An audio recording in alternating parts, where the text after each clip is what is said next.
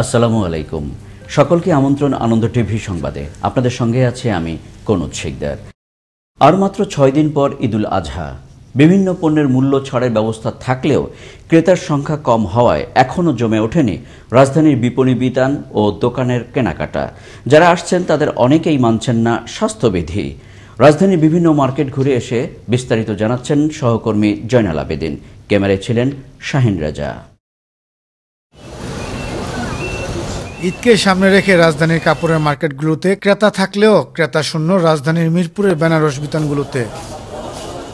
তবে এসব মার্কেটের স্বাস্থ্যবিধি ব্যবস্থা থাকলেও মানছে না অনেকেই। অপরদিকে ক্রেতারা বলছে নিয়ম মেনে কেনাকাটা করছেন তারা। আমরা যতটুকু সচেতন ততটুকু আমরা মানতেছি। স্বাস্থ্যবিধি সব জায়গায় যে মানতেছে তা না, মানে গভর্নমেন্টের যে রুলস সেই রুলসে অনেকটা একটু পিছায় আছে। তারপরেও মোটামুটি ঠিক আছে, এখানে তো মোটামুটি দেখা যাচ্ছে ঠিক আছে। মার্কেটে তো প্রচুর লোকজন, সবাই তো ওই যে স্বাস্থ্যবিধিটা মানতেছে না। বিক্রেতারা বলছেন করোনার মহামারীতে দীর্ঘদিন বন্ধ ছিল দোকান, আর তাই অনেকটাই ক্ষতিগ্রস্ত হয়েছি। বর্তমানে বেনারসি বিতানে ক্রেতা কম থাকায় কর্মচারীদের বেতন দিতে হিমশিম খাচ্ছে বলে জানান তারা। প্রথম তো ক্রেতা আসেই না, এখন যাও আসে সেটা মানে তুলনামূলক খুব কম।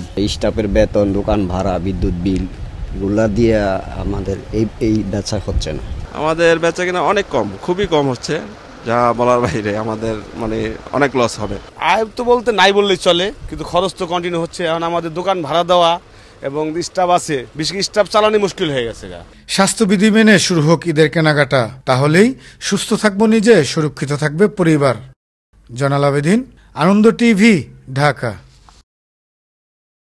রাজধানীতে শুরু হয়েছে সীমিত পরিসরে কোরবানি হাটের পশু বেচাকেনা, কিন্তু অনেকে মানছেন না স্বাস্থ্যবিধি।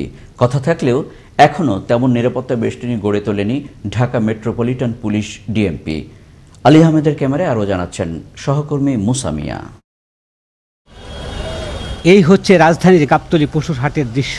গরু ছাগল হাটে আসতে শুরু করেছে, সীমিত পরিসরে কেনাবেচা শুরু হয়েছে। সেই সাথে এটা আমি কিনছি 90 দিয়া, এটা হলো আপনার লাল কালার, এটা মনে করেন 45 মাংস হবে, তার সেই অনুযায়ী গরুর দাম বেশি। মোটামুটি ভালোই দামে, মনে করেন 100 গরু 105 বলতেছে, 95 বলতেছে, মোটামুটি আর ভালো আর কি। ক্রেতা ও বিক্রেতা ছাড়াও হাটে পশু আমদানি কেমন হয়েছে তা দেখার জন্য এসেছে অনেকে। এখন মোটামুটি হাট ফাঁকা আছে, এর জন্যই আমরা কিনে নিলাম, কারণ তখন হয়তো বা একটু গ্যাদারিং হবে। তখন স্বাস্থ্যবিধি সরকার যতই দেখ, মানুষের চাপাচাপিতে এগুলো হয়তো বা মানা হবে না। গরু আইনা তো যন্ত্রণা করে আসি, বুঝতে পারছেন। গরু ছিল, আরো গরু আসতে আছে, এইসব গরু বেচমুখার কাছে, আর মানুষের তো টাকা পয়সা নাই, ভালো ভালো ফ্যামিলিরা ঘর থেকে বাড়াইতে পারতেছে না। দাদা, গাবতলী পশুর হাট পরিচালনা কমিটির এই সদস্য জানান, সবসময়ই 24 ঘন্টা সিভিলে থাকে, এখন তো 1000-এর উপরে চলে যাবে, সব সিভিলে থাকবে। কে দুর্নীতি করে কিনা, মলম পার্টি থাকে কিনা, বা কোনো ব্যাপারীকে কোনো খারাপ ব্যবহার করে কিনা, এইটা তৎপর থাকে আমাদের নিজস্ব ভলান্টিয়াররা। কোরবানির পশু কিনতে গিয়ে স্বাস্থ্য সুরক্ষা ও নিরাপত্তা নিশ্চিত রাখা জরুরি বিষয়। এ ব্যাপারে যথাযথ কর্তৃপক্ষ এগিয়ে আসবেন ও পদক্ষেপ গ্রহণ করবেন, এমনটাই প্রত্যাশা সকলে। মুসামিয়া, আনন্দ টিভি, ঢাকা। পদ্মা নদীতে অস্বাভাবিক পানি বৃদ্ধি অব্যাহত থাকায় নদী ভাঙনের ব্যাপকতা বৃদ্ধি পেয়েছে মাদারীপুরের শিবচরের চরাঞ্চলে। গত 24 ঘন্টায় পদ্মার ভাঙনে বিলীন হয়েছে ধসে পড়া স্কুল ভবনটি। ভাঙনের ক্ষিপ্রতা বৃদ্ধি পাওয়ায় স্কুলটির আশেপাশের মানুষজন দ্রুত সরিয়ে নিচ্ছে ঘরবাড়ি। ভয়াবহ ভাঙন ঝুঁকিতে রয়েছে ইউনিয়ন পরিষদ ভবন, প্রাথমিক বিদ্যালয় ভবন সহ চরের 4টি ইউনিয়নের বিস্তীর্ণ জনপদ। অবিরাম ভারী বর্ষণ ও পাহাড়ি ঢলে সিরাজগঞ্জের তাড়াশ সহ চলনবিলের বিভিন্ন এলাকা প্লাবিত হয়ে বন্যার সার্বিক পরিস্থিতির হয়েছে চরম অবনতি। সপ্তাহ ধরে ভারী বৃষ্টিপাত ও নদ-নদীর পানি বৃদ্ধিতে তাড়াশ উপজেলার 6 শতাধিক পরিবার রয়েছে পানিবন্দী।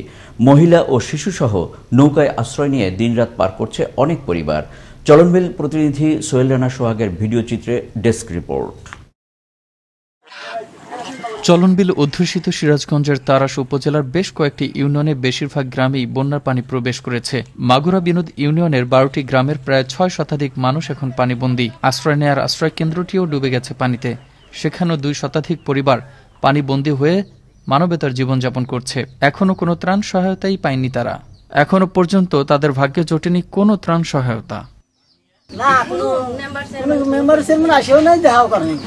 বন্যায় আগেও হয়েছে, কিন্তু এইবার খুব বেশি আমরা কোনো প্রাণ পাই নাই। কোনো চেয়ারম্যান মেম্বার আমারে দেখেও নাই, আসেও নাই, কিছু দেয়ও নাই, আমরা কোনো কিছু পাইও নাই। বন্যা দুর্গত এলাকায় খাবার ও বিশুদ্ধ পানির চরম সংকট দেখা দিয়েছে। ভেসে গেছে 2 শতাধিক পুকুরে মাছ, তলিয়ে গেছে শত হেক্টর রোপা আমন ধানের বীজতলা। বানভাসীদের দুর্ভোগ এখন চরমে। এমত অবস্থায় স্থানীয় জনপ্রতিনিধি বলছেন, আমরা ইতিমধ্যে ঊর্ধ্বতম কর্তৃপক্ষকে খবর জানিয়েছি আমাদের কত ক্ষতিগ্রস্ত অবস্থা আছে। এখন পর্যন্ত কোনো ত্রাণ আসেনি। সরকার থেকে ত্রাণ আসলে আমরা সবাইকে সঠিকভাবে দেওয়ার চেষ্টা করব। একদিকে করোনার থাবা, অন্যদিকে বন্যার ভয়াল গ্রাসে দিশেহারা হয়ে পড়েছে চলনবিলের তারাশের সাধারণ মানুষ। প্রয়োজন সাহায্য সহযোগিতার হাত বাড়িয়ে দেয়া। মোস্তফা কামাল তোহা, আনন্দ টিভি, ন্যাশনাল ডেস্ক।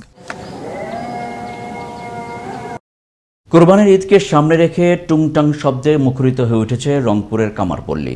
ব্যস্ততায় সময় কাটছে বিভিন্ন স্থানের কামারপাড়ার কারিগরদের।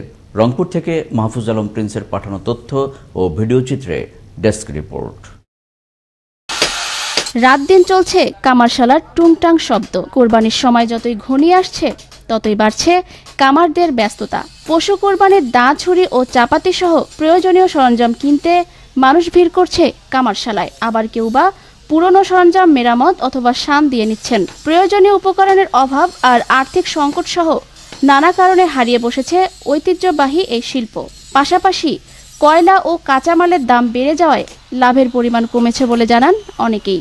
মালটা যেরকম সেল হওয়ার কথা সেরকমটা হচ্ছে না, সে কারণে আমাদের পজিশনটা এবার একটু খুব খারাপ যাচ্ছে। করোনার কারণে আমরা আর কি সেইভাবে কোনো কাজের কোনো আগ্রহটা খুবই কম। কয়লা, লোহার দাম অনেক বেশি। সরকার তো আমাদের দেখে নাই যে এত মনে করেন আমরা কষ্টের মধ্যে আছি। আমরা এই যে করোনার মাঝে মনে করেন কোনো কিছু কোনো হেল্প পাইনি। এদিকে দাম আগের তুলনায় বেশি হলেও বাধ্য হয়ে পশু কুরবানির সরঞ্জাম কিনছেন ক্রেতারা। একটা চাকু নিতে আসছি, একটা ধান নিতে আসছি, কিন্তু করোনার কারণেই মানে সমস্যা একটু বেশি, এরা অনেক একটু বেশি চাচ্ছে। আমার কোরবানির জন্য এই হাতিয়ার বাদ্যগুলো ধার করে নিলাম কামার ভাইয়ের কাছে। এই 5টা চাপাতি ধার করছি, 300 টাকা দেওয়া হয়েছে ওনাকে। এই শিল্পকে টিকিয়ে রাখতে প্রয়োজনীয় উদ্যোগ নেবে সরকার। ক্ষুদ্র, কুটির, মাঝারি, বৃহৎ শিল্পের ঋণের ব্যাপারে সহযোগিতা করছি এবং কামার কুমোরদের ব্যাপারে আমরা সহযোগিতা ইতিপূর্বে করেছি এবং ভবিষ্যতে ওনারা যে কোনো সহযোগিতার জন্য আসলে আমরা সহযোগিতা করব, সর্বাত্মক সহযোগিতা করব। কয়লা ও কাঁচামালের দাম সহনীয় রেখে এই শিল্পকে টিকিয়ে রাখতে প্রয়োজনীয় উদ্যোগ নেবে সরকার, এমনটাই প্রত্যাশা রংপুরের কামার পেশায় সম্পৃক্ত সবার। নয়নমণি, আনন্দ টিভি, ন্যাশনাল ডেস্ক। এই ছিল এখনকার মতো। আনন্দ টিভির সংবাদ দেখুন প্রতিদিন বিকেল 5:30 এবং রাত 9:30। করোনা থেকে আপনি এবং আপনার পরিবারকে সুরক্ষিত রাখতে স্বাস্থ্যবিধি মেনে চলুন। আনন্দ টিভির সঙ্গে থাকার জন্য